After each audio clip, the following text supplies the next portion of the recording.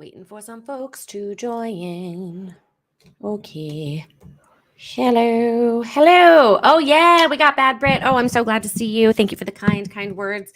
Um, it's nice to do these to not feel alone, but the fact of the matter is I'm just sitting at home by myself. Well, that's not true. Ash is in the other room with, Phoebe, but just seeing you all lovely people here, my God, thank you. Thank you.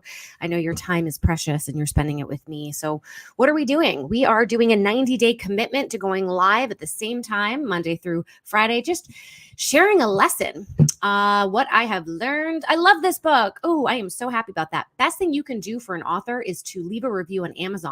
Fun fact though, you do not need to have purchased the book on Amazon to leave a review. So if you want to support your local bookstores and libraries, you go do that. But if you want to support your local author, go leave a review on Amazon. So you know what we're going to talk about today? Overcommitting. Greetings, Karen. Good to see some familiar faces. We're talking about overcommitting, why we do it, and how we can stop. Oh my goodness. By the way, of course, there's a very loud dump truck right outside my window. I think it happens at the same time every day, so maybe I shouldn't act so surprised each time. Does anyone have an issue with overcommitting or has struggled with overcommitting? I also wonder if that is because maybe we are people pleasers. Does it give us a lot of discomfort to say no, to set boundaries? By the way, as always, if you see my eyes going back and forth, that's because I am simultaneously live on Instagram and on LinkedIn and YouTube because technology. Let's talk about overcommitting and what we can do to not do it, okay? Because it is not fair to you and it is not fair to the person that you overcommitted to ultimately. All right. So thank you for the hearts. Appreciate that. Okay. So before you say yes, I want you to slow everything down. The person who is asking you to do whatever it is, whether it's a boss, a friend, okay, your child, right? They're not going to be annoyed that you say, hey, I just want to take a moment to see how I can really hit this out of the park for you. Okay. So give yourself some space and time to reflect on this commitment. Before you say yes, I want you to really look at everything else you have going on in your life.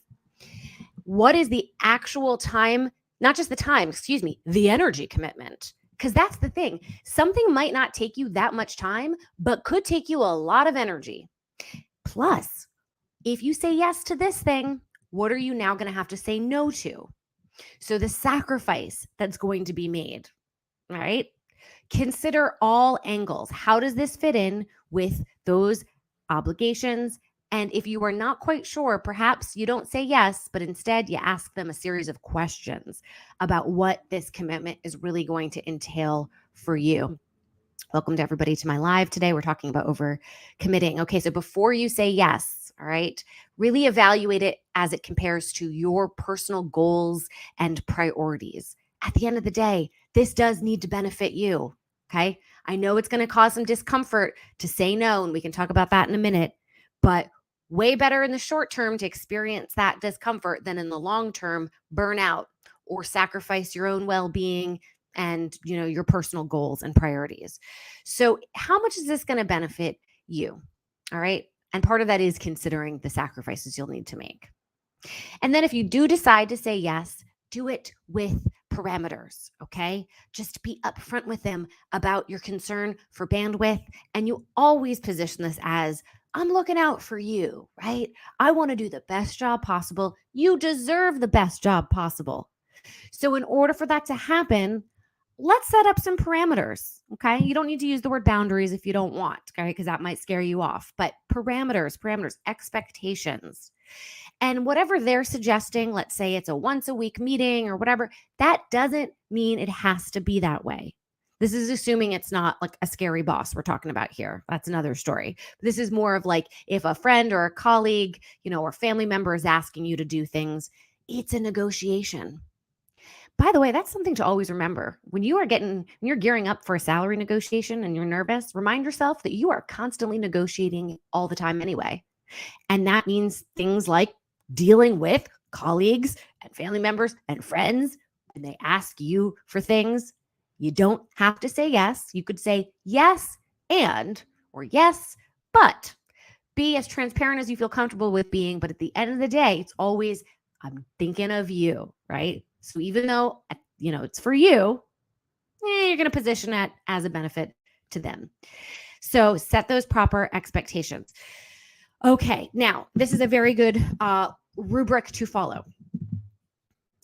Let's say you are on the fence of saying yes to this commitment, or you're feeling like, okay, I feel pretty good about this commitment. If it's not a hell yes, I might suggest that it be a no. I might just suggest that.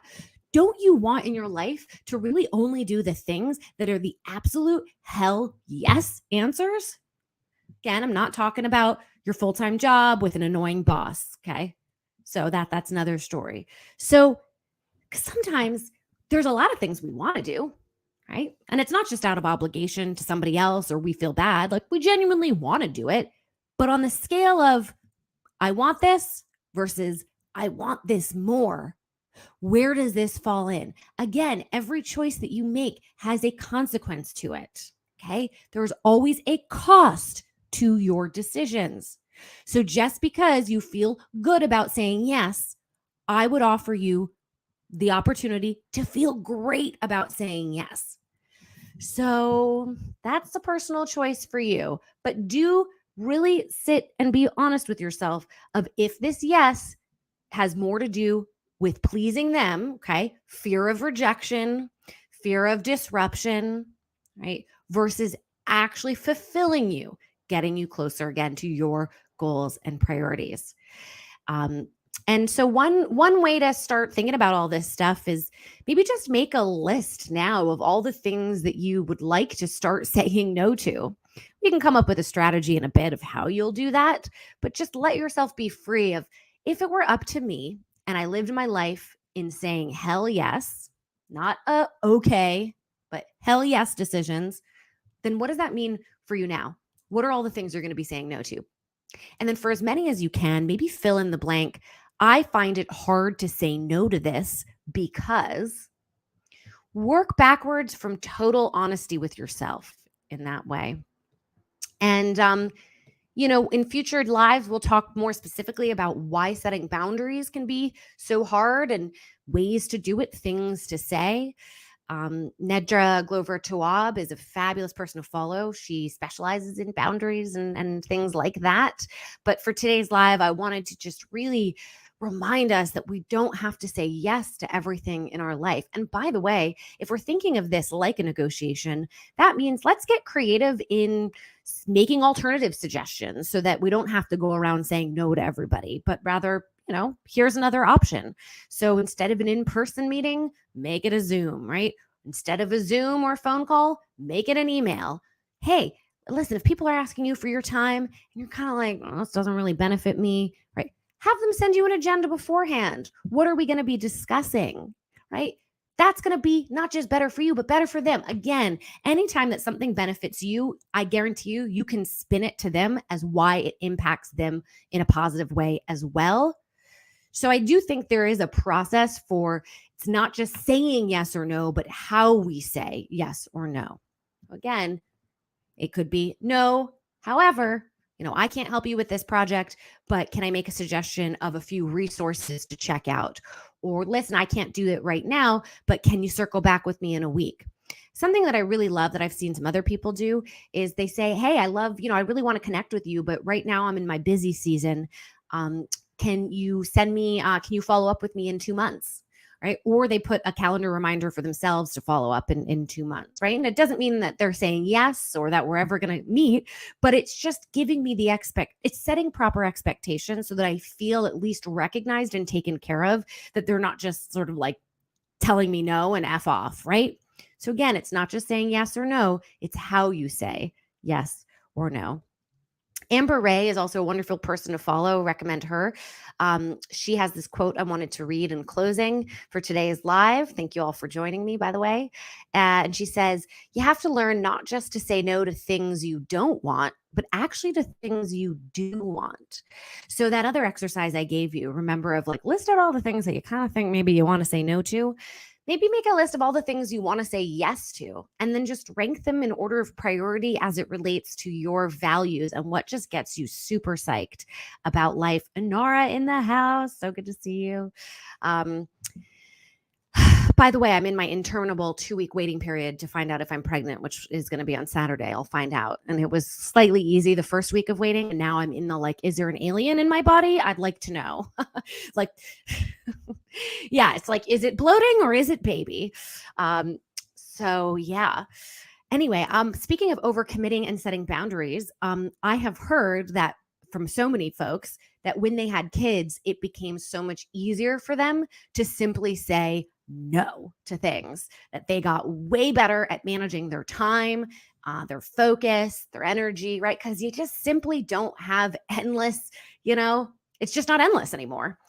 So, there's something to be said about being forced to say no to things. But in the meantime, really get good with yourself of determining what is worth saying yes or no to and make it a hell yes when it is yes. Ladiesgetpaid.com. Come join us. Free community, upgrade to pro membership. Ooh, exciting alien. I know, right? It's like, what is this foreign being taking up residency in my body? How dare you? Yeah. I would make all my lives about fertility, but we're not a fertility channel. So come join me on Claire. Claire Gets Paid on Instagram if you would like more of that kind of content. But as always, much love. You got this. Happy Tuesday. Well, I'm seeing more people in the comments. This is great. Thanks. Moved your live. Luckily, I was around at the right time. Yeah, I mean, these lives are just honestly a way to not feel so damn alone during this time of remote work, and also a commitment to just content creation and not waiting until things are perfect. I'm speaking about myself, of course, here. Just sharing lessons as they come and knowing that, the messiness of life is sort of the joyfulness of life, and to just share what we have happening is very powerful, I think. Speaking of sharing, by the way, May 4th, okay, it's a Thursday, 2 p.m., free event I'm hosting. You can check it out, ladiesgetpaid.com/events. It's going to be a virtual town hall about the guilt of charging more. What are the things holding you back from raising your rates? And why is it for so many women, we just feel like if I were to ask you for more money, somehow I'm taking away, from you. Like there's this total martyrdom that a lot of us take on or are made to take on when it comes to raising our rates. And so I think, hearing from quote experts is fine, but I think there's a lot more to learn from just people who are figuring it out. People like us, right? The regular people. So come join us, again, May 4th, 2 p.m. Eastern time, but check it out, ladiesgetpaid.com/events. Would love to see you there and to hear your story. Anyway, I'm going to stop rambling now because you'll see me tomorrow, noon Pacific time, Monday through Friday, life lesson. I don't know what I'll talk about yet. Maybe procrastination. DM us. Let us know what you want. And by the way, last thing is, if you post about what, some wins you have going on, there's a thing that you did that you're really proud of.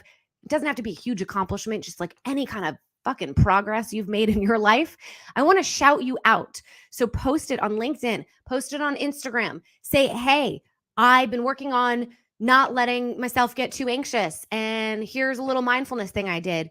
Tag us. Ladies Get Paid and Claire Gets Paid on Instagram, and then tag us on LinkedIn. I'm gonna follow you, and I'm gonna just shout you out. We need to be money management for mid-professionals. Yes. You can always come take any of our classes at ladiesgetpaid.com. But I do want to celebrate our wins, and I'm getting kind of bored of hearing my own voice. And we got 90 days of this, although I think maybe 80 now. So shout out your own wins, right? And then also maybe tag a friend and tell them, if somebody else in your life that is doing a good job at whatever it is, even if just being a good friend, being a good mom, tag them. We need to support each other. We really do. Life is fucking hard. Okay. So lift each other up. And a great way to do that is through social media. It's also really good if you're looking for jobs. Okay. So don't wait until you have the job to talk about your win. You're just putting in the work to find the job. Post about your process, tag a friend. It'll get you into people's feeds. So it's good self-promotion, but also I want to see it so I can shout you out. We've got 126,000 people on Instagram, got a lot of people. Don't be scared about that, but I want to shout you out. I want to drive traffic to your website, to your services. So really self-promote. Self-promotion is a good thing. It allows the people who are looking for you to find you. And I'm looking for you. All right, there you go. You are the best. Love you all. Now go get paid. Bye, my loves.